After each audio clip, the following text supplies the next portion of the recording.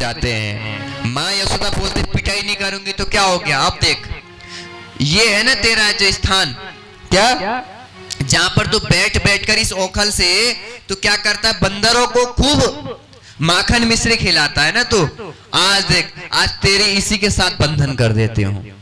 तो माँ यशोदा क्या करती है, कन्या को लेके जाती है ओखल के पास और रस्सी से बांधने लगती हैं।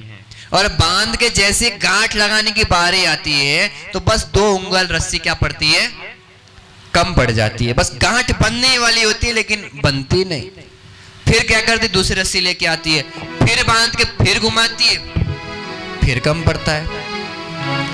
इस प्रकार से दृष्ट्वा परिश्रमं कृष्णः कृपयासित स्वबंधने, जब भगवान कृष्ण देखते हैं कि मां थक गई है, परिश्रमम दृष्ट्वा, तो उन्होंने कृपया आसित स्वबंधने, मां के ऊपर कृपा करके देखा कि अब थक गई हैं। भक्त जब अधिक भगवान को चाहता है और भगवान देखते हैं कि ये खूब परिश्रम कर रहा है, तो भगवान को तो हम अपनी शक्ति से पा नहीं सकते, लेकिन भगवान चाहे तो स्वयं हमारे पास आ सकते हैं। इसी प्रकार से भगवान ने स्वयं बंधन स्वीकार किया। हे राजन, मां ने उनको बांधा और बांध के मैया वहां से चली गई। कन्या बोले मैया मुझे खोल दो, अब से नहीं करूंगा ऐसा। मैया कहती तू यहीं रहे तभी सुधरेगा। तो इस प्रकार से बांध के मैया वहां से चली जाती है। इस 2 अंगुल के पीछे पल्लवाचार्य जी कहते हैं कि भगवान अनुग्रहता की प्रधानता को स्वीकार करते हैं, इसलिए भक्त का अहंकार सबको त्याग कर, सबको अनदेखा कर भगवान बंध जाते हैं स्वयं। चैतन्य महाप्रभु जी कहते हैं कि भक्त कैसा भी हो, इतने प्रेमी होती हैं, उनकी भक्तता के अंदर इतना भक्त वत्सलता होता है भगवान के अंदर, सब कुछ भगवान भूलकर उनको अपना लेते हैं।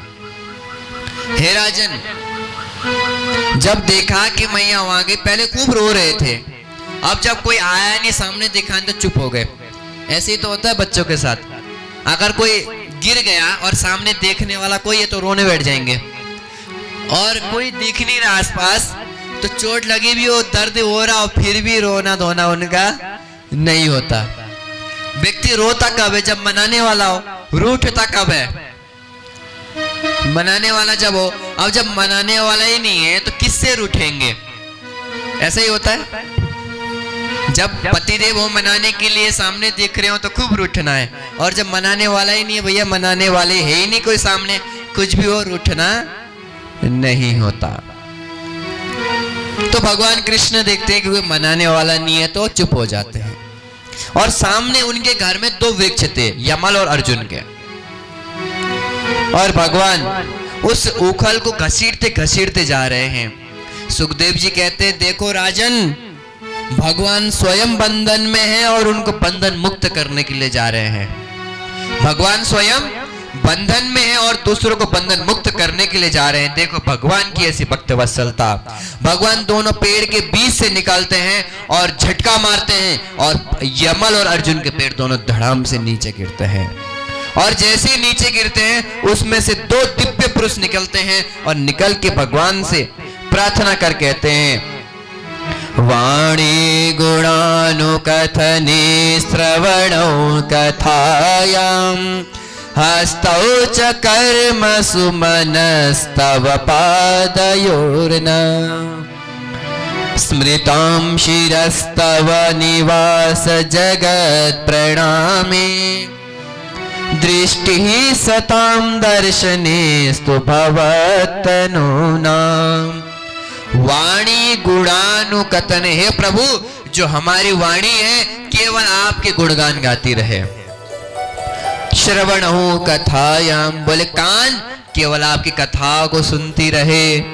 हे प्रभु हस्तौ च कर्मसु, बोले हे प्रभु हमारे जो हाथ हैं आपके और आपके भक्तों की सेवा में हमेशा ये तत्पर रहें, तभी प्रभु हमारे हाथों की सफलता है।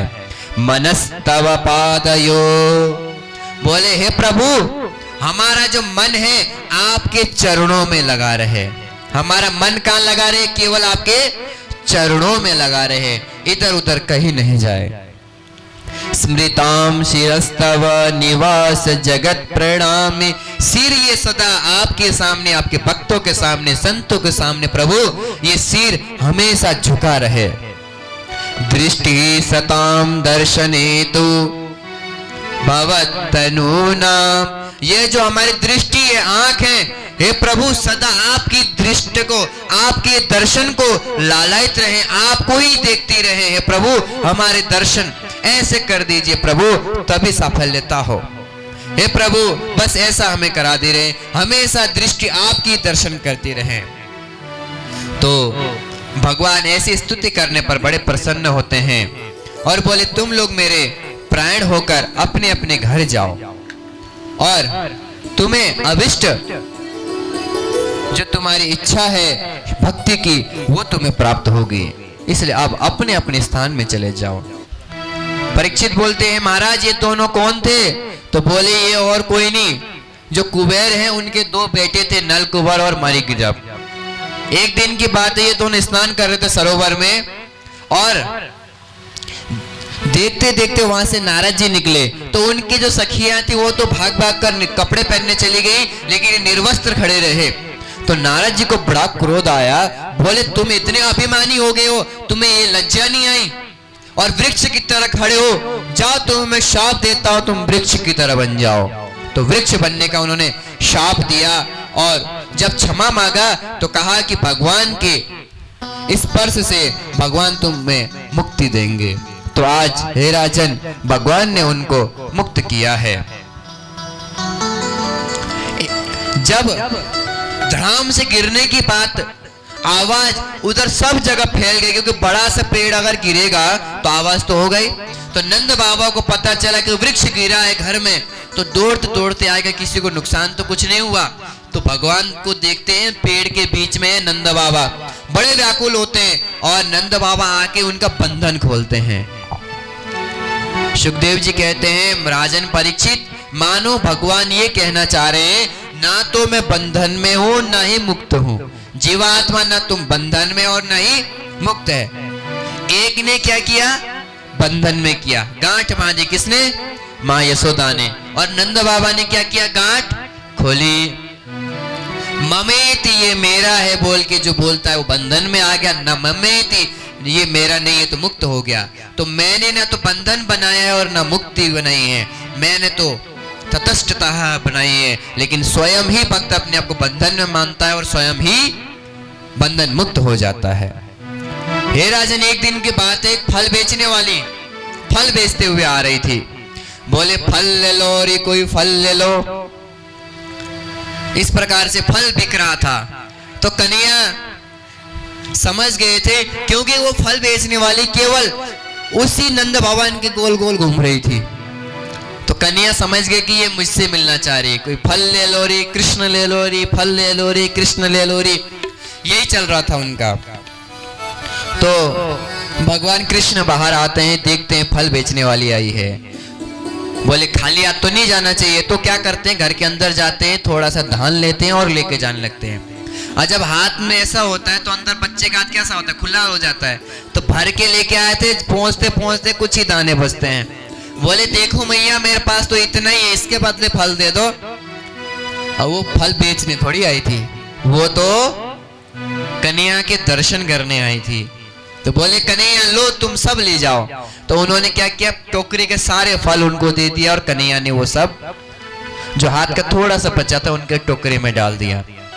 और फल बेचने वाली वो टोकरी को लेके घर में जब गई तो देखा टोकरी भरा पड़ा है। जब खोल के कपड़ा हटाया तो देखा हीरे मोती जवाहरात से भरा हुआ है। मानो भगवान ये कहना चाह रहे हैं कि अगर तुम मुझे एक दोगी तो मैं तुम्हें 10 देने के लिए तैयार हूं। इस प्रकार से भगवान लीला कर रहे थे। लेकिन ये पेड़ गिरने की बात से और पहले के सकटासुर आदि तृणावर्त और बकी अर्थात पूतना की घटना से नंद बाबा बड़े व्याकुल हुए। बोले इस जगह को हम छोड़ के जाएंगे, यहाँ बड़ा अच्छा नहीं है, मेरे पुत्र के लिए शोभायमान जगह नहीं है। उन्होंने सभा रखी, बोले मैं यहाँ तो नहीं रहना चाहता, कहीं और जाना चाहता हूँ, आप लोग बताइए क्या करना चाहिए, कहाँ जाएं, क्या करना चाहिए। तो उन्होंने कहा बात तो से यहाँ तो बहुत उत्पात हो रहा है, कहीं जाना चाहिए, लेकिन कहाँ जाएं? बोले कहाँ जाएं? एक हमारे समीप में ही एक सुंदर वन है, क्योंकि हमारे गैयों के लिए वन चाहिए। वन कैसा? वनम वृंदावनम नाम पशव्यम नवकाननम गोप गोपिकवाम सेव्यम पुण्याद्रे तृणवीरुधम। बोले समीप में एक वन है, वृंदावन। वृंदावन, वृंदा कहते हैं किसको? तुलसी को। वृंदावन, तुलसी ही तुलसी का वन है, बड़ा सुंदर है। वहाँ पहाड़ भी है, यमुना जी भी बह रही है, तो हमारे गायों के लिए भी बड़ा अच्छा, वहीं चलते हैं। और उनके कहने पर सभी लोग वृंदावन की ओर प्रस्थान करते हैं। तो आइए आप और हम मिलकर भी वृंदावन चलते हैं, नाचते गान झूमते हुए खड़े होकर वृंदावन चले। बोले श्री वृंदावन बिहारी लाल की। तो हमारे नंद जी आदि सभी ग्वालवाल हमारे नंदलाल कन्हैया को लेकर वृंदावन पहुंचते हैं। और अब कन्हैया थोड़ा सा और बड़े हुए हैं और कहते हैं मैया हम भी गैया चराएंगे। तो मैया बोलती है तो गैया तो इतनी बड़ी है, तुम इतने छोटे हो, तो गैया तो नहीं चराना। अगर तुम्हारा मन है तो बछड़े बछड़ियों को चराओ। तो क्या था महाराज,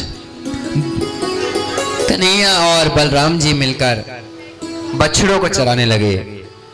और एक दिन की बात है, मामा जी अब तक खिलौने तो भेज रहे थे, अब खिलौने भेजना थोड़ी बंद करने वाले हैं, बड़ा प्यार करते थे अपने भांजे से। तो उन्होंने एक वत्सासुर नाम का दैत्य भेजा, जिसने बछड़ों का रूप धारण किया था और वहां आया। ग्वालवाल अपने गैया के जितने भी बच्चे हैं सबको पहचानते हैं, चाहे 10 हो, चाहे 50 हो, चाहे 100 हो। अगर कोई बाहर का आ जाए तो पता चल जाता है। और वो बलदाऊ को मारना चाह रहा था, तो कन्हैया ने देख लिया, दाऊ जी को इशारा किया, बोले जैसे हो वैसे ही रहना। और कन्हैया जाते हैं पीछे से, और पीछे जाकर उसके दोनों पैर पूंछ सहित पकड़ते हैं, घुमा के बिल्कुल केत के पैर में धड़ाम से मारते हैं। और जैसे उसको मारते हैं उसके प्राण पखेरु उड़ जाते हैं। बोले वृंदावन बिहारी लाल की। और जैसे पेड़ से टकरा के हुआ, पूरा पुष्प की वृष्टि हुई, मानो फूल भी उनको धन्यवाद देना चाह रहे हो। हे राजन, उसके बाद फिर मामा जी ने एक खिलौना और भेजा, बकासुर नाम का। अब क्या था महाराज, अब बकासुर बड़ा सुंदर रूप धारण करके बकुला बिल्कुल बैठा था। और ग्वालवालों ने देखा इतना बड़ा बक कहां से आया। तो सब ग्वालवाल वहां गए, पानी पी के आए, किसी को उसने कुछ नहीं किया। लेकिन जैसे ही कन्हैया उससे उधर गए, उसने चोंच मारने का प्रयास किया, कन्हैया बचे, फिर चोंच मारता है, करते करते कन्हैया को एक बार वो निगल लेता है। और जैसे ही गले में डालता है, कन्हैया ने अपने आप को इतना ताप बना दिया, उसको जलने लगा, तो उसने क्या कर दिया, बाहर उगल दिया। दोनों के बीच युद्ध हुआ। और कन्हैया ने क्या किया, उसके 2 चोंच थे, एक चोंच को पैर से दबाया, दूसरे चोंच को हाथ से खींच के मुख से उसको फाड़ दिया। इस प्रकार से भगवान ने बकासुर का भी उद्धार कर दिया। बोलिए बकासुर उद्धार करने वाले भगवान। अब क्या था महाराज, कंस ने सोचा अब इससे बड़ा दैत्य भेजना पड़ेगा, सबको तो मार रहा है ये। अब क्या था महाराज, अघासुर को बुलाया गया, जो पुतना है उसका भाई था। उसको क्रोध था कि इसने मेरे बहन को मारा है, तो अपनी बहन का बदला लेने के लिए वो आया। और आया तो क्या किया उसने, अपने आप को बिल्कुल लिटाया। अजगर को आपने देखा होगा, कहीं हिलता जुलता नहीं है। तो बड़ा विशाल रूप धारण था, और अपने मुख को उसने खोला, और उसका एक मुख ऊपर था, नीचे, और जीभ को निकाल के रखा। तो ग्वालवाल खेलते खेलते वहां पहुंचे और सोचने लगे कि ये पहाड़ तो कल तक तो था नहीं, आज ये पहाड़ कहां से आया। भगवान और उसके बीच में अब वो सोचने लगा अघासुर कि अब कन्हैया यहाँ आएगा और कन्हैया को मैं निगल लूंगा और कंस के पास जाऊंगा। लेकिन कन्हैया वहां थे नहीं।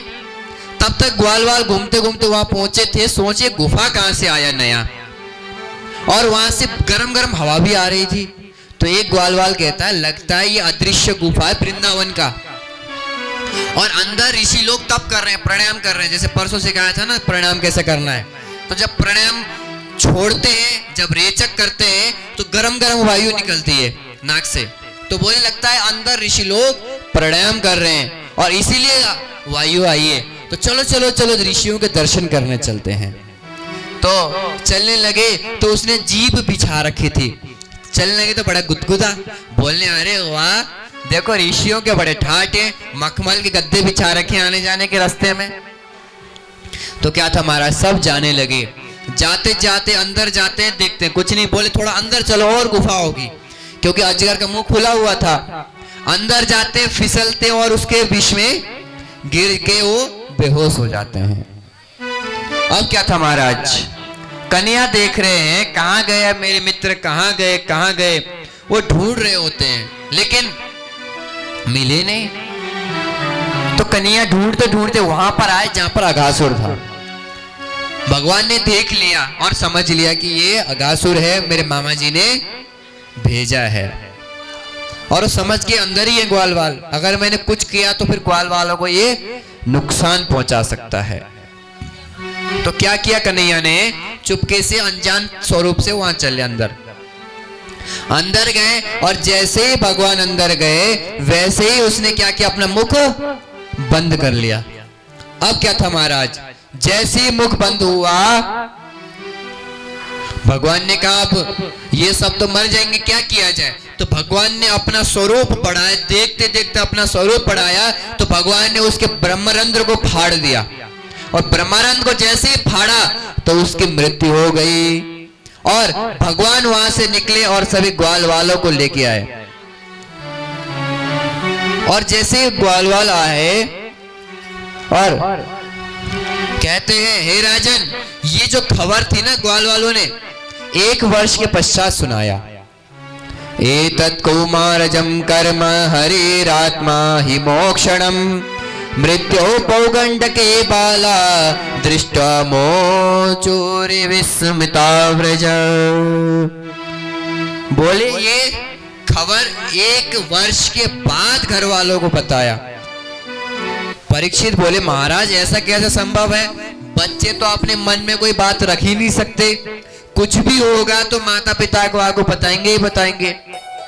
तो बोले ये ऐसा कैसे हुआ। तो बोले ये ऐसे हुआ कि एक उसी समय की बात है, उसके बाद ग्वाल वालों के साथ बैठकर भगवान क्या कर रहे थे, क्योंकि भोजन वो पेड़ों में टांग के जाते थे। तो ग्वाल वालों को भगवान ने बचाया। उसके बाद भूख लगी तो चारों तरफ ग्वालवाल, बीच में कन्हैया। अब एक दूसरे को भोजन खिला रहे थे। मित्र ऐसे करते हैं ना, कभी उसका थाली का निकाल लिया, उसने खा लिया, उसने खा लिया, तो ऐसे खा रहे थे। और ब्रह्मा जी सोचे ऊपर कि चलो देख के आता हूं भगवान क्या कर रहे हैं, कैसे लीला रचा रहे हैं। नीचे आके देखते हैं तो एक दूसरे को जूठा खिला रहे हैं। वो मन में आता है, बोले ये भी कोई भगवान है जहाँ पे सोच असोच का कोई पवित्रता अपवित्र का जूठा सुखा कोई मतलब ही नहीं। भगवान ऐसे थोड़ी होते हैं, भगवान तो बिल्कुल शुद्ध होते हैं, अलग भोजन का भोग लगता है, अलग ही होता है। ये भगवान तो नहीं है। अब उनके मन में मोह आ गया, माया से वो मोहित हो गए। अब क्या था महाराज, उन्होंने कहा कि चेक कर रहे कि वास्तव में यही भगवान है या कोई और है, ये कहीं दूसरा कृष्ण तो नहीं है। तो उन्होंने क्या किया, जब भगवान ने भोजन कर लिया, वो कहीं चले गए जल वगैरह पीने के लिए, तो उन ग्वालों को ब्रह्मा जी ले गए और सभी गैया बच्चाओं को भी लेके चले गए। अब क्या था महाराज, जैसे ही वो ले गए और वो क्या होते हैं, भगवान कृष्ण जब वापस आते हैं देखते हैं यही तो थे, अभी ग्वालवाल कहाँ गए, इधर उधर थे। देखते हैं, देखते देखते उनको भगवान जी कहीं पर भी नहीं मिले। जब भगवान को कोई भी ग्वालवाल नहीं मिला तो बड़े व्याकुल हुए, बोले गए कहाँ। तब उन्होंने ध्यान से देखा तो पता चला ये तो दाढ़ी वाले बाबा का काम है। लग रहा है ज्यादा बुद्धि चलाने लग गए, क्योंकि उनके 4 सिर हैं। तो जितने ज्यादा सिर उतनी ज्यादा बुद्धि, लगता है ज्यादा बुद्धिमान हो गए। तो अब क्या किया उन्होंने, बोले ठीक है बाबा, तुम जगत की रचना करते हो, उसके लिए मेटेरियल मैं देता हूं, सामान मैं देता हूं, तब जाके तुम जगत की रचना कर पाते हो। देखो मैं भी रचना करके दिखाता हूं मैं कैसा करता हूं। तो क्या था महाराज, अब भगवान कृष्ण ने क्या किया, स्वयं ही ग्वालवाल बन गए, स्वयं ही गैया बछड़े बन गए, स्वयं ही जो डंडे थे सब कुछ भगवान स्वयं ही बन गए। बोले तुम्हारे लिए तो मेटेरियल चाहिए, मुझे कुछ भी नहीं चाहिए, भगवान सब बन गए। अब तो क्या था महाराज, चारों तरफ खुशियां खुशियां छा गई।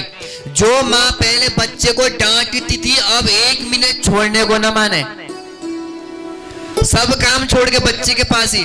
जो गैया पहले बच्चे को दूध नहीं देती थी अब बच्चे को देखते देखते उछल उछल के आ रही है, पूरा दूध उसे लुटा रही है, उसे चाट रही है, उसे छोड़ ही नहीं रही। चारों तरफ मानो प्रेम ही प्रेम बह रहा हो वृंदावन में। हे राजन, जब कन्हैया को माँ यशोदा गोदी में खिलाती थी तो गैया देखती थी, मन में उन्होंने चिंतन किया था गैया और ने, काश हमारा वह पुत्र कन्हैया होता। और सभी गोप ग्वाल भी सोचते थे काश हमारा पुत्र भी कन्हैया होता। कि यशोदा कितनी भाग्यवती है कि इसके पास कन्हैया जैसा पुत्र है, हमारे पास भी होता। तो सबकी मनोकामना थी कृष्ण को पुत्र रूप में पाने की। तो भगवान ने उनकी इच्छा को पूरा करने के लिए लीला रचा था, क्योंकि ब्रह्मा जी ने तो चतुश्लोकी भागवत पढ़ा हुआ है, लेकिन सबकी इच्छा को पूरा करने के लिए भगवान ने ये लीला रचा। लेकिन इस बारे में बेचारे बलदाऊ भैया को भी नहीं पता कि क्या चल रहा है, वो भी ऐसी सोच के चल रहे हैं। अब क्या था महाराज, एक दिन की बात है, बलदाऊ जी भी उनके साथ बछड़े चला रहे थे, अभी तो छोटे हैं ना, और गैया चल रही थी दूर, पहाड़ों से ऐसे उछल उछल के आए मानो पता नहीं क्या गिर रहा है, बिल्कुल उछल उछल के बच्चे के पास है और दूध पिलाने लगी। दाऊ जी सोचने लगे इतना प्रेम, गाय को अपने जीवन का मतलब नहीं, कहीं गिर गुर के कहीं मर मुर गई तो वो बच्चे से मिलने के लिए इतनी आतुर, ये सा क्या हो रहा है। तो दिव्य दृष्टि से देखा तो चारों तरफ कन्हैया कन्हैया। पहले देखते तो कभी ऋषि मुनि अलग अलग के दर्शन होते थे, लेकिन अब कन्हैया कन्हैया दिख रहे हैं। कन्हैया से बोले क्यों रे काना, ये क्या हेरो है? बोलता हूं जा कछु तो ना हेरो। बोले पहले मैं इन ग्वाल वाल गैया बछड़ों को देखता था तो मुझे ऋषि मुनियों के दर्शन होते थे, अब तो चारों तरफ तू ही तू दिख रहा है, ये क्या हेरो है? तब कन्हैया ने सारा वृत्तांत बताया कि ब्रह्मा बाबा ने ऐसा किया है। बोले अच्छा, तो उनको तूने शिक्षा नहीं दी? बोले दादा आप देता हूं, आप कहते हैं तो। अब क्या था महाराज, कन्हैया गए ब्रह्मलोक में, और अब इधर ब्रह्मा जी सोचने लगे अगर वो कृष्ण अगर वास्तव में होंगे तो कोई दिक्कत नहीं, अगर नकली होगा, अगर रो रहा होगा तो मैं बच्चों को वापस कर दूंगा। ये सोच के ब्रह्मा जी देखने के लिए वृंदावन आए और कन्हैया पहुंच गए ब्रह्मलोक।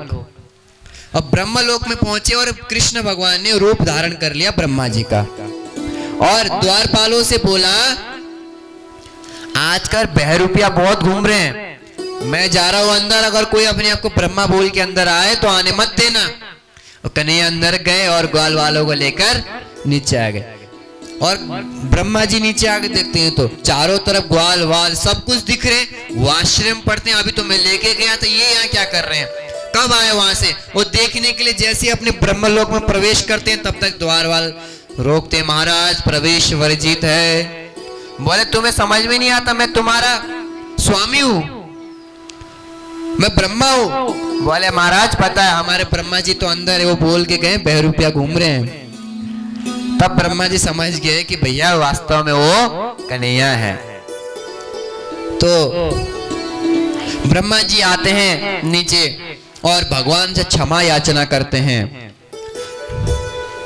और कहते हैं यद भूरि भाग्य में जन्म की माप्यटव्याम यद गोकुले पे क्रमतांग्रिभिषेकः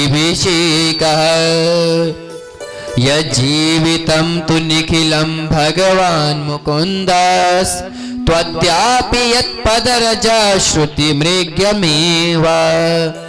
यत्पदरजा बोले हे कन्हैया, मुझे अगर अगला जन्म दोगे तो वृंदावन में लता पता बना देना, जिससे कि मुझे तुम्हारे चरण रज मिले। ये गोप ग्वाल सब धन्य हैं, तुम्हारे चरण रज यहाँ मिल रहे हैं। हे कन्हैया, ये गोप ग्वाल तुमसे इतना प्रेम करते हैं कि जब ये कहेंगे कि प्रेम से उड़ेड़ हो तभी तुम हो पाओगे, इतना प्रेम करते हैं। इस प्रकार से स्तुति करते हैं, लेकिन भगवान उनकी तरफ आंख उठा के भी नहीं देखते। ब्रह्मा जी सोचे भगवान क्रोधित में, तो त्रिप्रक्रम्य 3 परिक्रमा करके चले गए। भगवान विष्णु की कितनी परिक्रमा लगती है? 4, लेकिन 3 परिक्रमा करके चले गए डर के मारे। हे राजन, इसी कारण ही वो ग्वाल वालों ने 1 वर्ष पश्चात वो घर में आए थे और 1 वर्ष पश्चात ही उन्होंने अघासुर की कथा उन्होंने सुनाई थी। हे राजन, अब भगवान ने पौगंडावस्था अर्थात 6 वर्ष से 10 वर्ष के बीच में जो होते हैं उसको क्या कहते हैं? पौगंडावस्था। उस वर्ष में आए हैं और भगवान अब थोड़ा बड़े हुए हैं, तो भगवान अब क्या चराने लगे हैं? गैया। अब भगवान भी छोटे छोटे हैं और गैया भी छोटे छोटे हैं। तो कैसे कैसे भगवान गैया चराते हैं? तो हे राजन, भगवान कृष्ण और दाऊ जी गैया चराने लगे हैं और गैया चराते चराते एक दिन की बात है, उनके मित्रों ने कहा, हे दाऊ, यहाँ पे ताल का बड़ा सुंदर वन है और यहाँ पे ताल के फल बड़े मीठे होते हैं, लेकिन क्या करें, जो इस वन में जाता है वो लौट के नहीं आता। दाऊ जी बोले, ऐसा क्यों भाई, ऐसा क्या है? बोले, महाराज, यहाँ पे एक धेनुकासुर नाम का दैत्य रहता है, जो भी वहां जाता है वो बच के वापस नहीं आता है। बोले, तुम्हें खाने का मन है ना, तुम चिंता मत करो, चलो मेरे साथ। दाऊ जी के साथ सब ग्वाल वाल वहां गए और दाऊ जी ने पेड़ हिलाया और पेड़ हिलाया तो फल खाने लगे। और जैसे ही ये बात पता चली धेनुकासुर को, धेनुकासुर वहां उछलते उछलते आया और दाऊ जी को दुलत्ती मारने लगा और दाऊ जी बचे वहां से, फिर उनको मारने लगा। दाऊ जी ने उसके ऊपर प्रहार किया और फिर दाऊ जी पीछे से घूम के गए, उसके दोनों पैर पकड़े और उसको खूब घुमाया, घुमा के उसे ताल के पेड़ में मारा और जैसे ही उसको मारा उसके प्राण पखेरु उड़ गए और सभी जय जयकार लगाने लगे, बोले दाऊ महाराज जी की। तो हे राजन, इस प्रकार से दाऊ दादा ने धेनुकासुर का उद्धार किया। अब घर में आए और घर में आकर कन्हैया चिढ़ाने लगे, बोले, मैया, दाऊ दादा ने आज गधा मारा है। धेनुकासुर कौन था? गधा। बोले, गधा मारा, खूब चिढ़ाने लगे। अब चिढ़ाने वो इसलिए लगे थे क्योंकि उन्होंने कालिया का वध करना था और कन्हैया के साथ अगर दाऊ दादा होंगे तो यमुना में कूदने नहीं देंगे, इसलिए अब लड़ाई करनी थी ना, लड़ाई करेंगे तो मनमुटाव होगा, कन्हैया आएंगे नहीं। तो इसलिए कन्हैया चिढ़ा रहे मैया के सामने और सब चिढ़ाने लगे, अरे देखो गधा मारने वाला, गधा मारने वाला। दाऊ जी को क्रोध आया, बोले, कल से मैं तुम्हारे साथ नहीं जाऊंगा, तुम अकेले चले जाना। अब क्या था महाराज, अब कन्हैया अगले दिन अपने मित्रों के साथ जाते हैं, गैयाओं को चराने के लिए छोड़ देते हैं और यमुना जी के किनारे में वो गेंद के साथ खेल रहे होते हैं, जिसे आज हम क्रिकेट कहते हैं। प्रेम से बोलिए। तो गेंद वाली क्रीड़ा कर रहे थे, खेल रहे थे मान लीजिए। तो खेलते खेलते आपस में बढ़िया खेल चल रहा था, तो देखते देखते कन्हैया ने गेंद को इतनी जोर से मारा कि वो यमुना में चला गया। अब तो क्या था महाराज, वो गेंद था श्री रामा का। अब रोने लगा, भैया मेरी गेंद तो मुझे चाहिए। कन्हैया बोले, नहीं भैया, यहाँ काली का नाग रहता है, बड़ा खतरनाक है, मार देगा। नहीं, मुझे चाहिए। अब बच्चे जिद पकड़ ले तो अब उनको समझाने पर मानते हैं क्या? नहीं, उनको तो कुछ नहीं पता क्या है, बोले उनको चाहिए तो चाहिए। अब बाजार में जाएंगे, पिताजी के माँ के जेब में भले पैसे हो ना हो, बोले वो चाहिए तो चाहिए। बेटा कल दिला देंगे, नहीं मुझे आज ही चाहिए। तो श्रीदामा रोने लगे, बोले नहीं मुझे मेरा गेंद चाहिए। तो फिर भगवान ने बोला ठीक है। तो फिर भगवान कदम के वृक्ष में चढ़ते हैं और वहां से वो छलांग मारते हैं और छलांग मारकर उस काली या जो नाग का हृदय था वहां पर जाते हैं। उसने इतना विशीना कर रखा था, उसके ऊपर से अगर कोई चिड़िया भी उड़ के जाती तो गिर जाती वहां पर बेहोश होकर। गैया पीती तो बिल्कुल वहां मूर्छित हो जाती, मर जाती।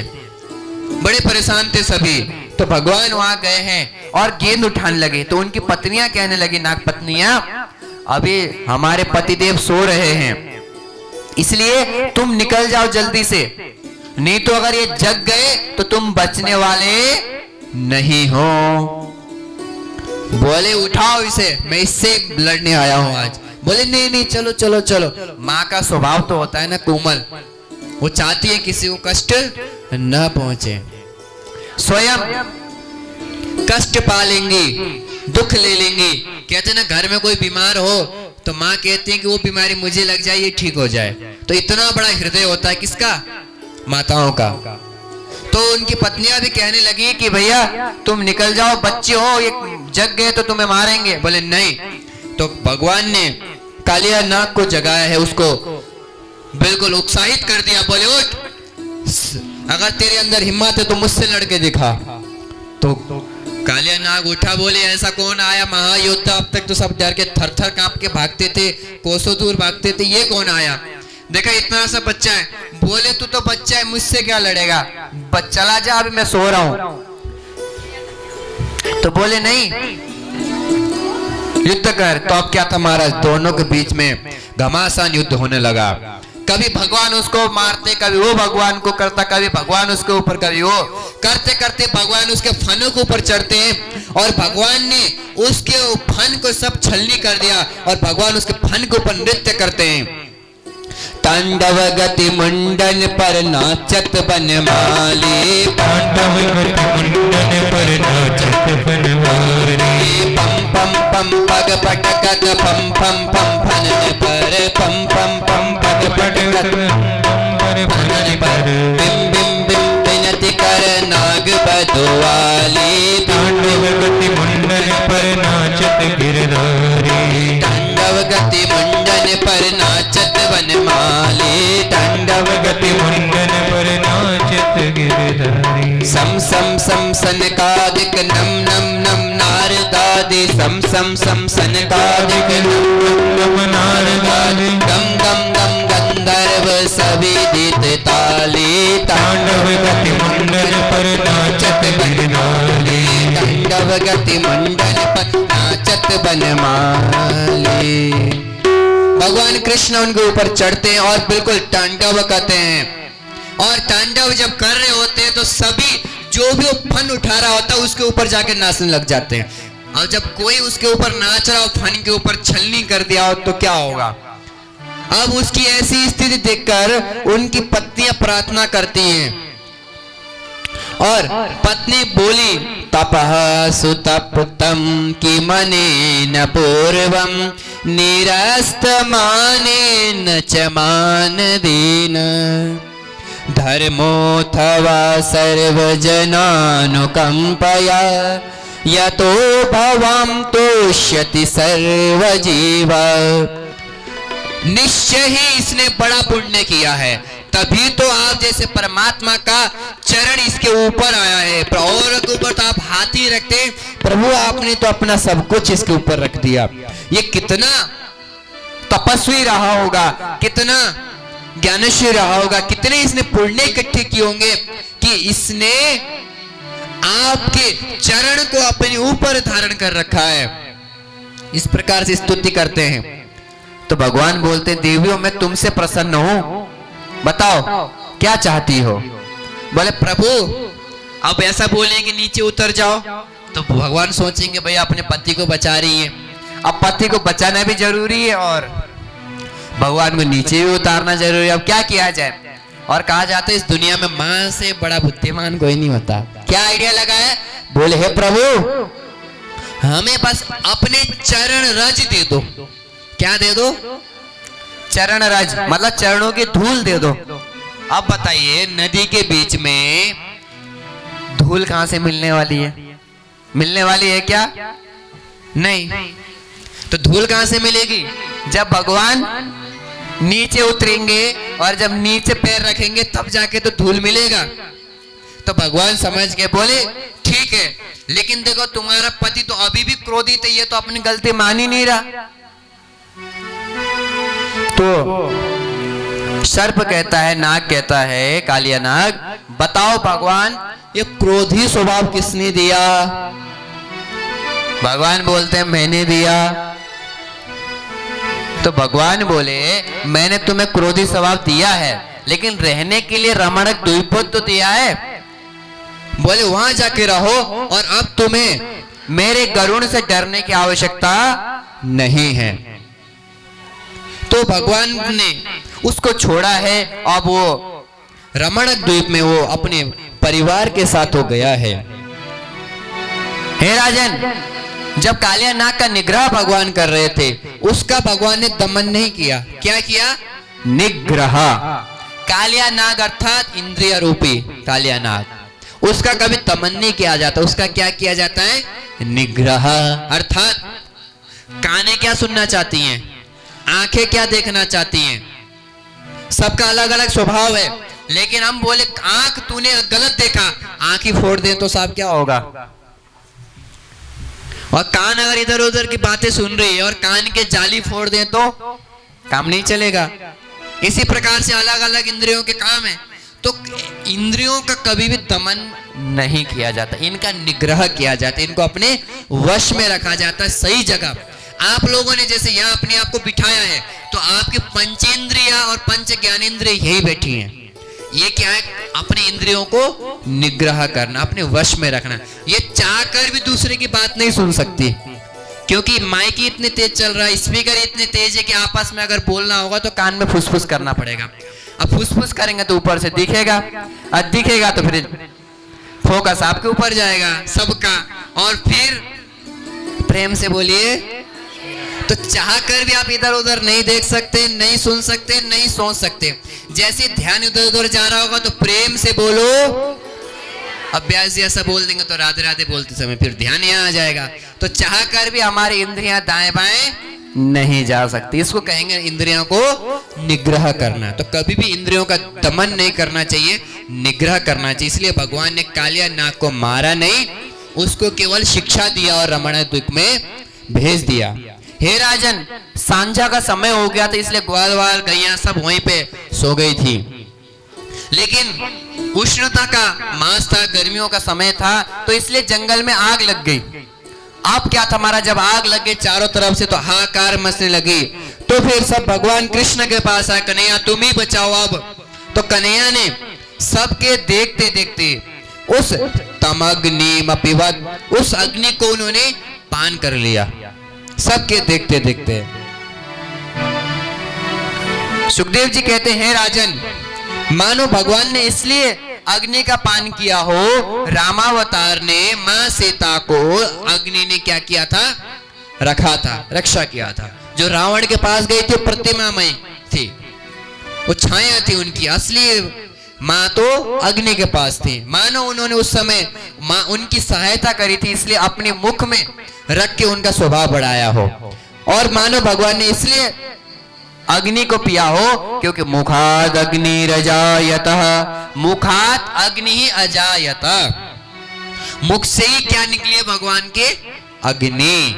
इसलिए भगवान ने उनको अपना स्थान देकर उनको सुसभायमान किया हो। हे राजन, पुनः एक दिन की बात है कि जब बलदाव जी और कृष्णा जी अपने ग्वाल वालों के साथ नित्य प्रतिदिन की तरह गैया चराने आए थे, तो अब मामा जी बेचारे अकेले बैठे थे, क्या करें, एक व्यक्ति को और भेज दिया जाए। तो अब उन्होंने किसको भेजा है? प्रलंबासुर को। इस बार प्रलंबासुर ने ग्वाल वाल का रूप धारण करके आया और उनके साथ मिल गया और कहा देखो मित्रों, गैया तो हमने चरा दी, अब खेलते हैं एक खेल। बोले कौन सा खेल? हम खेलते हैं एक दूसरे को पकड़म पकड़ाई, और जो टीम हारेगी वो हारने वाला जीतने वाले को अपने पीठ में बिठाकर लेके जाएगी। अब क्या था महाराज, दोनों में तय हुआ, खेल खेले और उनकी टीम बनी। कौन कौन सी टीम बनी? भगवान कृष्ण की अलग और दाऊ जी की अलग। और देखते देखते भगवान कृष्ण की टीम हार गई, जिसमें प्रलंबासुर भी था।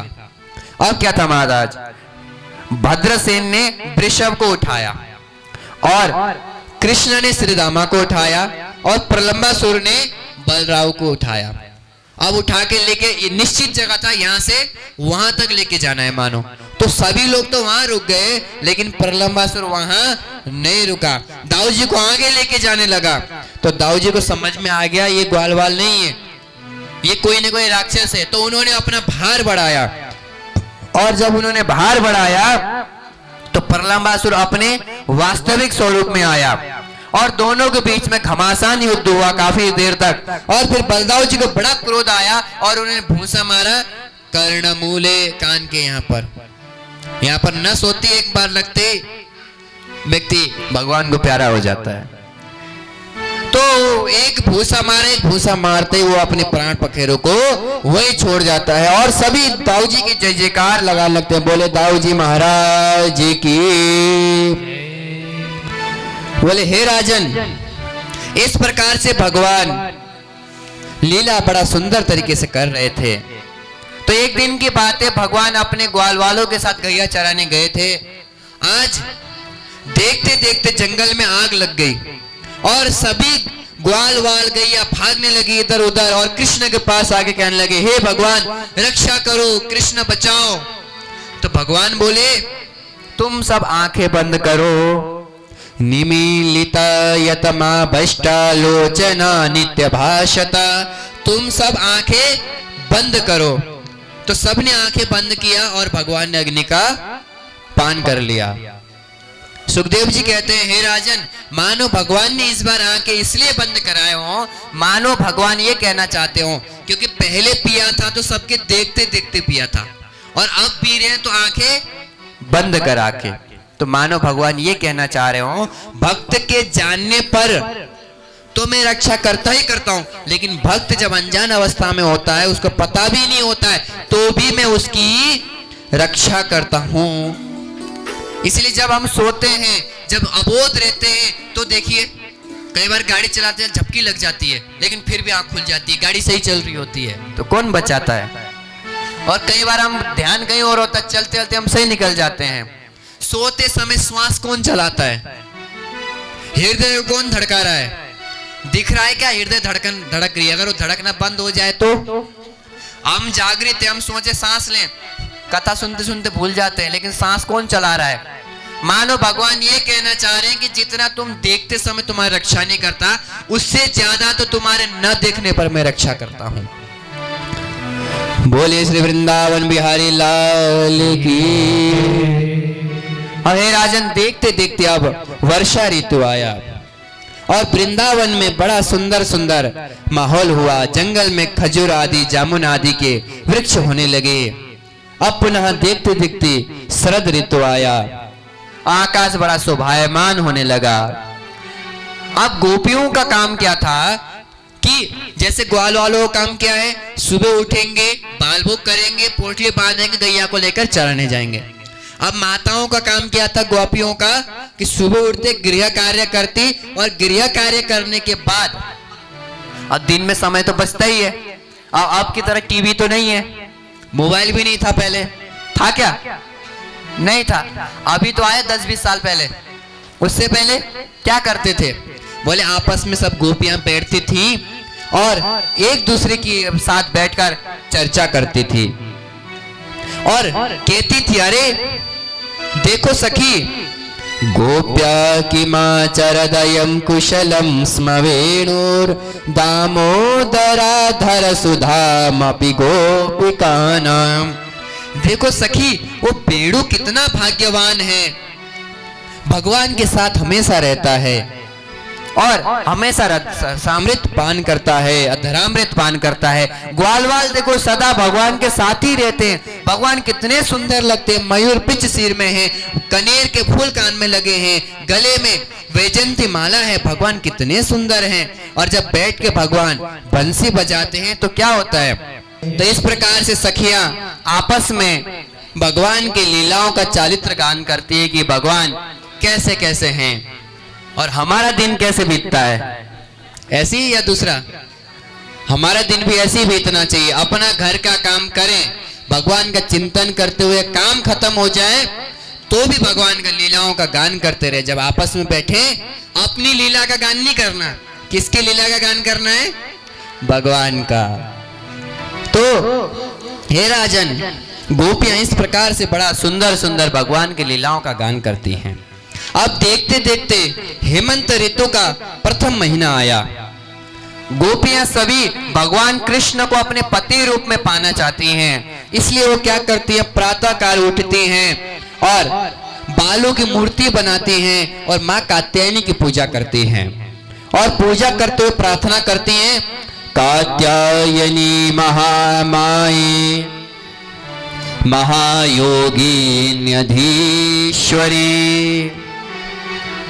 नंद गोपसुतं देवी पतिं मे कुरुते नमः।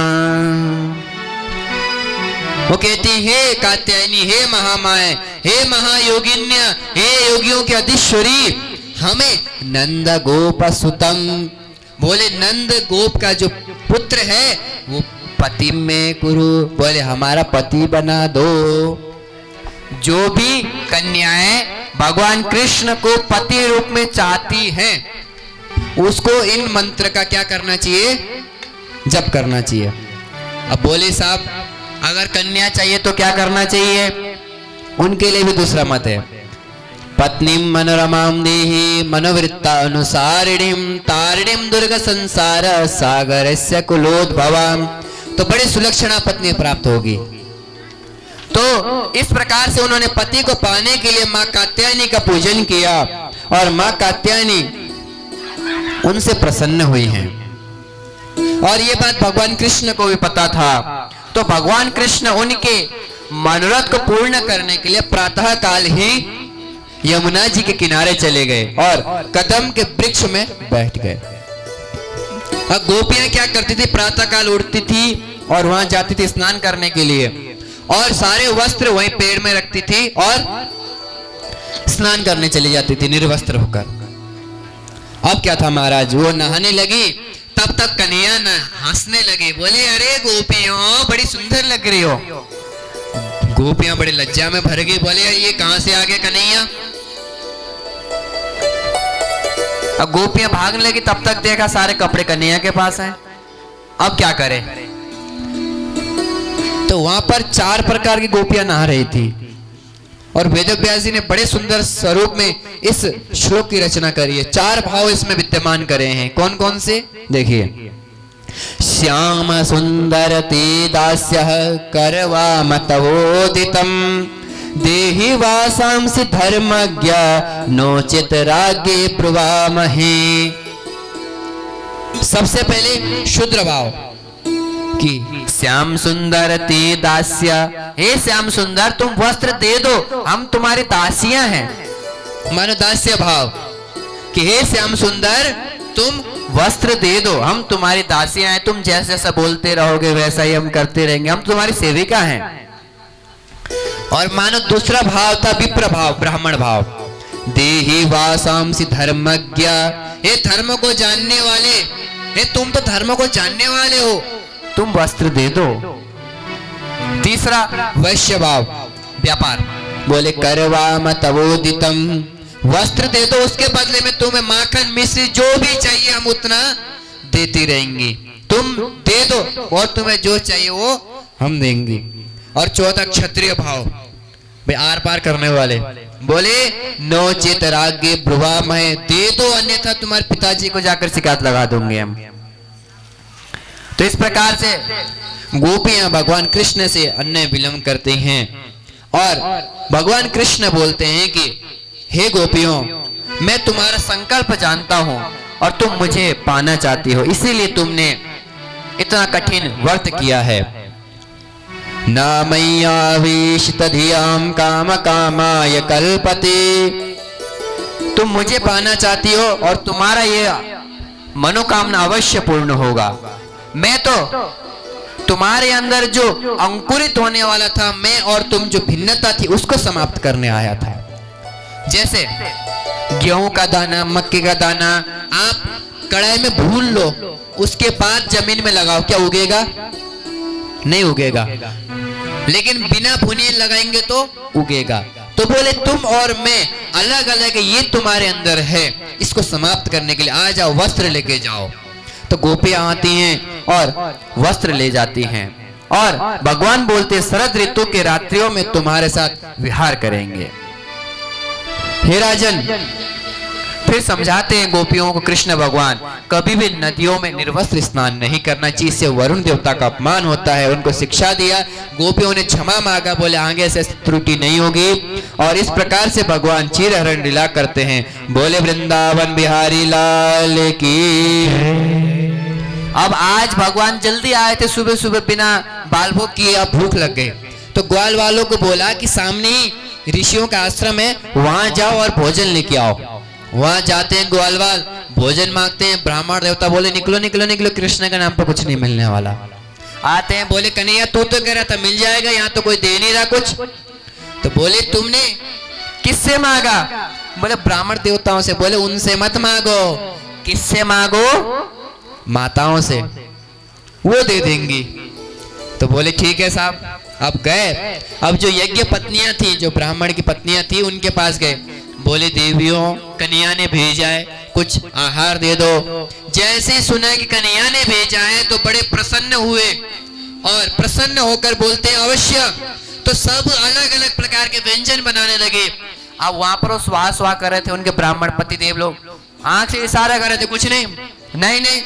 अब उड़ तो सकते नहीं, अब यज्ञ के बीच में, हवन के बीच में उठ नहीं सकते, अब इशारे कर रहे थे। अब माताएं जब एक बार ठान ली तो कौन सुनता है? माँ का हृदय इतना विशाल होता है। बोले तुम्हें तो मनाती रहेंगे, पहले कन्हैया को मना लें, वो तो कभी कभी आते हैं।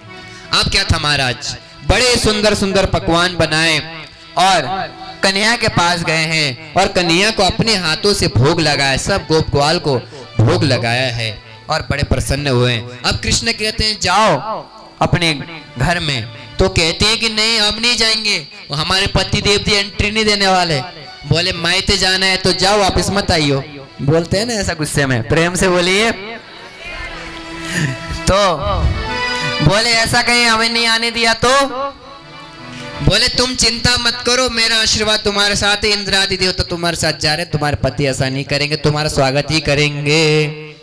तो उनके कथन अनुसार वो जाते हैं और जब वो आते हैं वहां से फल आदि उनको खिलाकर, तो वो भी बड़े प्रसन्न होते हैं। बोले हे देवी तुमने अच्छा किया, हम तो कंस के भय के कारण कृष्ण को नहीं दे पा रहे थे, तुम धन्य हो तुम जो दे पाए। इसलिए तो माताओं को दुर्गा का रूप कहा जाता है। यह दुर्गम कार्यम करोति सा दुर्गा। बोले जो कोई नहीं कर सकता वो दुर्गम कार्य जो करे उसको क्या कहते हैं? दुर्गा। तो माता बोले आप श्रेष्ठ हैं, जो हम तो डर रहे थे उससे, लेकिन आप नहीं डरी। तो इस प्रकार से उनको कहते हैं भगवान कृष्ण आपका भी रास में स्वागत है। और सुखदेव जी कहते हैं राजन ये यज्ञ पत्नी और कोई नहीं, ये ऋषि लोग थे। जब भगवान चित्रकूट में पहुंचे तो सभी ऋषि लोग चाह रहे थे उनको वरण करना, तो भगवान ने इनको कहा था कि कृष्ण अवतार में तुम्हारी इच्छा पूरी होगी। तो हे राजन कृष्ण अवतार में उनकी इच्छा को पूरी किया जा रहा है। अब हे राजन एक दिन की बात है, भगवान कृष्ण अपने ग्वाल वालों के साथ घूम रहे थे अपने गांव में, तो नाक में बड़ी सुंदर सुंदर सुगंध आने लगी मीठे मीठे पकवानों के। तो कन्हैया बोलने लगे पकवान कहां से बन रहे हैं? अभी कोई त्योहार तो आया ही नहीं है, बिना त्योहार के कैसे पकवान बनने लग रहे हैं? तब तक वो जाके देखते हैं कोई हलवा पूरी सेल रोटी फीनी ठकने, पता है ना क्या क्या होता है, प्रेम से बोलिए। सब बन रहे थे अपने दमदार तरीके से, जो जो हम चाह रहे हैं। तो अब भगवान कृष्ण जी गए अपने पिता के पास, बोले ये क्या हो रहा है, कौन सा त्योहार है, किसके लिए बनाया जा रहा है? तो नंद बाबा कहते हैं कि ये इंद्र के पूजा के लिए की जा रही है। इंद्र हमें वर्षा देते हैं तभी जाकर हमारी खेती हो पाती, तभी सब चलता, इसलिए इंद्रदेव को प्रसन्न करने के लिए ये अनुष्ठान हो रहा है। तो भगवान कृष्ण बोलते हैं एक बात बताओ, कर्मणा जायते जंतु कर्मणैव विलीयते, सुखम दुखम भयम क्षेमम कर्मणैव विपद्यते। बोले मनुष्य कर्मणा जायते अपने कर्म से ही पैदा होता है, और कर्मणैव विलीयते, अपने कर्मों से वो मरण को प्राप्त करता है। सुखम दुखम, सुख और दुख भी अपने कर्मों से ही पाता है। एक बात बताइए, जब सब कुछ हम अपने कर्म से पा रहे हैं तो इंद्र दे क्या रहा है, उसकी पूजा करने की क्या जरूरत है? तो बोले बात तो सही है। एक बात बताओ पिताजी, अगर हम कर्म ही न करें तो इंद्र वर्षा करके क्या खाना देगा? बोले नहीं। क्यों? कर्म प्रधान विश्व करी राखा, जो जस कर सो तस फल चाखा। प्रधान विश्व रचि राखा, जो जस करहि सो तस फल चाखा। बोले इस दुनिया में, इस जगत में प्रधान क्या है? कर्म है, और बिना कर्म के कुछ नहीं मिलता। हम यह कथा सुनने के लिए आए, फिर भी कर्म करके आए। सुबह सुबह काम जल्दी जल्दी निपटा के, गाड़ी पकड़ के, फिर गाड़ी वाले से बात करके हम यह व्यवस्था बना के आए कि हम सोचे कथा में पहुंच जाएं तो पहुंच जाएंगे क्या? उसके लिए भी क्या करना पड़ता है?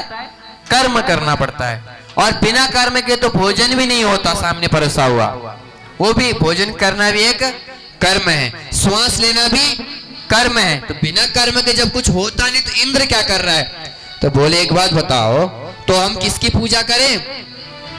बोले पिताजी गोवर्धन की पूजा करनी चाहिए, क्योंकि गोवर्धन महाराज ही हमारी गैया को घास देते हैं, उनको चारा देते हैं और उनके लिए सब कुछ कर रहे हैं।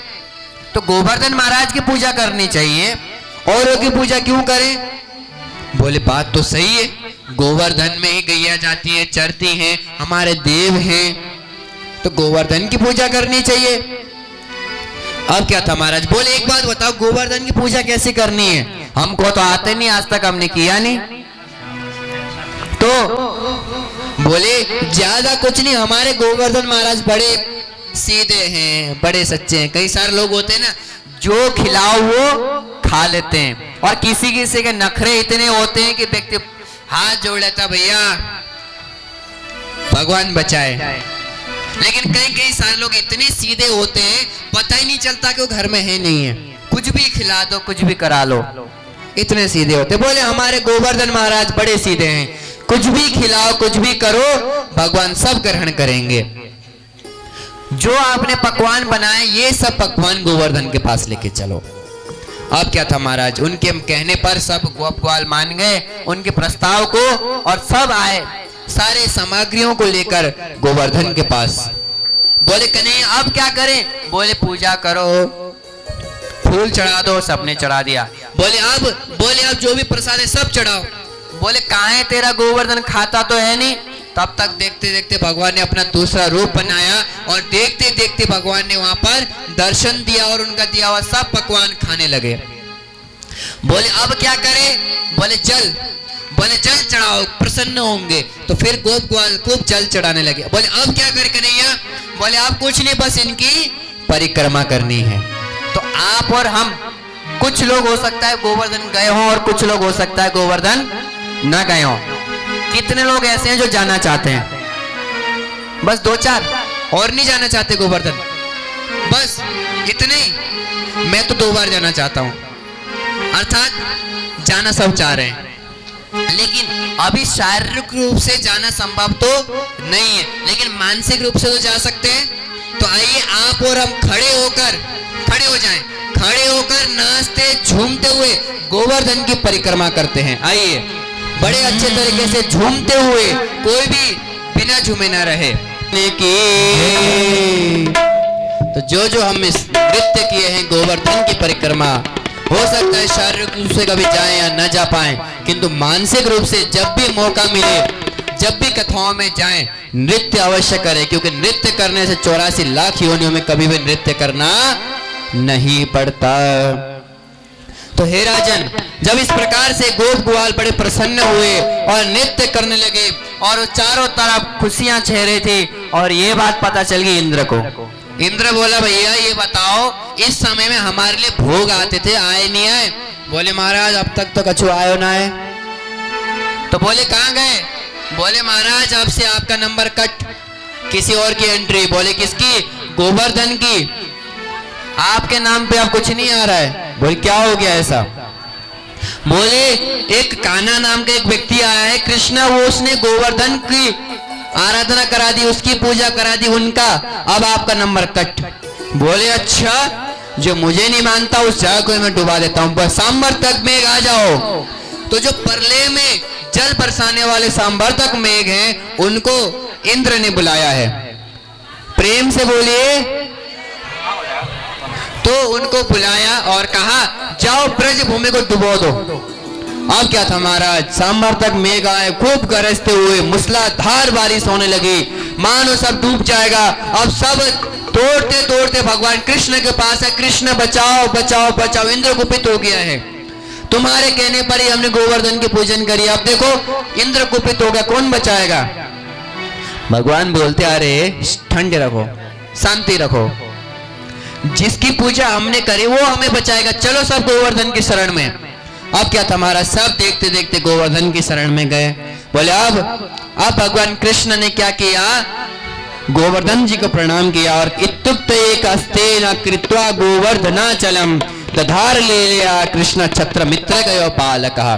सबके देखते देखते भगवान कृष्ण ने गोवर्धन पर्वत को उठाया और सभी ग्वाल वालों ने भी डंडा लगाया। भगवान कृष्ण बीच में खड़े हुए हैं, कनिष्ठ उंगली से, बाएं हाथ कनिष्ठ उंगली से भगवान ने गोवर्धन को उठाया। सब गोप ग्वाल गैया बछड़े सब गोवर्धन के नीचे आ गए और भगवान ने शेषनाग जी को कहा चारों तरफ से बाउंड्री लगा दो, क्योंकि ऊपर तो उठाते नीचे तो बारिश आएगी। बोले चारों तरफ से बाउंड्री लगा दो। अब शेषनाग जी ने क्या किया, चारों तरफ से बाउंड्री लगा दी। अब गोवर्धन उठा रहे थे और उठाते उठाते कई दिन बीतते हैं। और कैसे गोवर्धन उठाया, मानो छत्रे वेदाम सुखपेक्षाम हित्वा तैर्व्रजवासी भी। बोले जैसे बच्चा है, कुकुर मुत्ते कहते हैं उसको, आजकल आप लोगों ने मशरूम सुना है ना, मशरूम जो जंगल में होता है छतरी की तरह। अब बच्चे को उसको उठाने में कोई ताकत लगती है क्या, नहीं, ऐसे ही उठा लेता है, हल्का सा होता है। तो भगवान ने सबके देखते देखते, मानो उस कुकुर मुत्ते को, संस्कृत में उसको वो नाम है, बोले उसको उठा लिया और ऐसे भगवान ने गोवर्धन को धारण किया। बोले हे राजन, भगवान श्री कृष्ण ने उस गोवर्धन को 7 दिन तक उठा के रखा है। उस समय भगवान 7 वर्ष के थे और वो गोवर्धन भी 7 कोस परिमाण का था। हे राजन, तब तक गोप ग्वाल कहते हैं कृष्ण से, अरे कन्हैया तू थक गया होगा, बैठ जा, हमारे डंडे है ना, हमारे बिल्कुल खंबे रखे हुए हैं, ये उठा लेंगे, तू बैठ जा। कन्हैया बोले नहीं नहीं ठीक है, सब बढ़िया चल रहा है। बोले नहीं नहीं, अरे बैठ जा, तुझे क्या लगता है तूने उठा रखा है। गोप वालों को क्या लग रहा था कि हमारे डंडियों के सहारे उठा हुआ है। अब भगवान कृष्ण ने तो खुद ही उठाया था। तो भगवान कृष्ण बोलते नहीं नहीं नहीं, बोले बैठ जा, हम कह रहे हैं ना, मान ले। तो भगवान कृष्ण बोलते ठीक है साहब, जैसी तुम्हारी इच्छा। भगवान ने थोड़ी सी उंगली ढीली करी तो तड़ तड़ की आवाज आने लगी और सारी लकड़ियां टूट गई। बोले कन्हैया पकड़े रे पकड़े रे पकड़े रे पकड़े, कहीं गिर ना जाए। बोले अब तक तो हम सोच रहे थे हमारी लकड़ियां उठा के रखी है, खंबे बचा के रखी है, लेकिन हमें क्या पता तूने उठा रखा है। बोले कन्हैया इतनी ताकत कहां से आई, तू भगवान तो नहीं गई। बोले मैं भगवान कुछ नहीं हूं, बस ताकत कहां से आई। बोले मेरे देवता गोवर्धन ने मुझे एक मंत्र दिया है, उस मंत्र का मैं जप करता हूं, और साथ ही साथ कछु माखन को बल बढ़्यो, कछु गोपन करी सहाय, श्री राधे जो की कृपा सो गिरवर लियो उठाए। बोले कुछ तो माखन का बल बढ़ा है, कुछ गोपों ने सहायता करी है, कुछ उन्होंने मंत्र दिया है, और मंत्र में ये दिया था जितने भी सामने लोग होंगे उनकी शक्ति आ जाएगी। इसलिए भगवान ये तो नहीं बोलेंगे ना मैं भगवान हूं, नहीं तो फिर भगवत्ता आ जाएगी तो कोई पूछेगा नहीं, उन्हें मंदिर में रख देंगे। एक ग्वाल बोला तभी मुझे लगा मैं दुबला पतला क्यों हूं। आजकल मैं कुछ दिन से देख रहा हूं शरीर में ताकत नहीं है, मतलब मेरी सारी शक्ति हमारी तेरे पास जा रखी है। अरे कन्हैया तू तो बड़ा छलिया है रे। इस प्रकार से आपस में नटखट बातें करने लगे और वहां पर रहने लगे हैं। हे राजन, इधर सुदर्शन चक्र जी ऊपर से जल जो आ रहा है उसकी रक्षा कर रहे हैं, और जो नीचे जल गिरा वो अगस्त मुनि जी पी रहे हैं। क्योंकि राम अवतार में अगस्त मुनि को भोजन में बुलाया गया था, भोजन उन्होंने खूब करा, सीता मां थक गई। कराते कराते भगवान राम बोले, माता आप चाह रहे थे ना खाने वाले ब्राह्मण आए, आप तो पहले कह रहे थे ब्राह्मण देवता 2 रोटी ज्यादा खाते नहीं, खाने वाले ब्राह्मण चाहिए, अब खिलाओ। माता सीता थक गई, बोले कमर थक गया अब खिलाते खिलाते, अब तो बचाओ, अब आगे से ऐसा कभी नहीं बोलूंगी। तो बोले क्या किया जाए? तो एक काम करो, मैं भी भोजन में बैठ जाता हूँ, मुझे भी भोजन दो। तो भगवान राम ने भोजन किया और उठ गए, और कहा गया पंक्ति भेदो न कर्तव्य। अब जब भगवान उठ गए तो साथ वाले को क्या करना पड़ेगा? उठना पड़ेगा। बोले अब जल तो पिला दो। भगवान बोले अभी केवल भोजन, कृष्ण अवतार में जल पिलाएंगे। तो उनका जल अभी बाकी था, तो अब अगस्त मुनि जी आकर बोले खूब जल पियो, तब जल पी रहे हैं। तो हे राजन, अब इंद्र पूछता है अपने दूतों से, अपने सैनिकों से, बोले आप तो डूब गए होंगे, आके देखा तो चारों तरफ धूल ही धूल उड़ रहा है।